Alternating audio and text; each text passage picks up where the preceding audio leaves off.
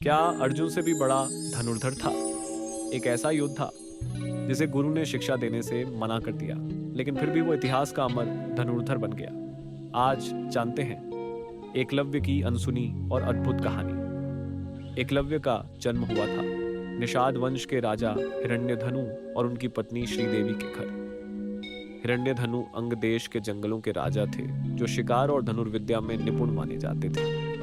एकलव्य बचपन से ही पराक्रमी और बुद्धिमान था। उसका सपना था दुनिया का सबसे बड़ा धनुर्धर बनना। लेकिन उस समय समाज में जाति के आधार पर गहरा भेदभाव था। जब वह हस्तिनापुर पहुंचा और गुरु द्रोणाचार्य से शिक्षा मांगी तो उसे मना कर दिया गया, क्योंकि वो एक वनवासी और शूद्र जाति का था। लेकिन क्या उसने हार मानी? नहीं, एकलव्य ने हार नहीं मानी। उसने जंगल में गुरु द्रोणाचार्य की मिट्टी की प्रतिमा बनाई और उसे अपना गुरु मानकर खुद से धनुर्विद्या सीखना शुरू किया।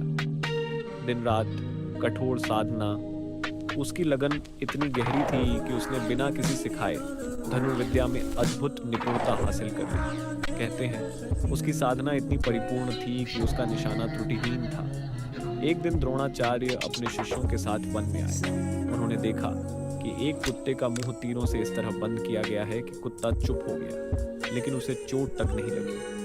ये कला देखकर द्रोणाचार्य चकित रह गए। तभी सामने आया एकलव्य। द्रोण ने पूछा, तुम्हारा गुरु कौन है? एकलव्य ने सिर झुकाकर कहा, आप ही मेरे गुरु हैं। द्रोणाचार्य ने उसे गुरु दक्षिणा में उसका दाहिना अंगूठा मांगा। बिना एक पल सोचे एकलव्य ने अपना अंगूठा काटकर द्रोणाचार्य के चरणों में अर्पित कर दिया। इतना बड़ा बलिदान इतिहास में बहुत कम उदाहरण मिलते हैं, लेकिन क्या अंगूठा कटना उसके जुनून को रोक पाया? नहीं।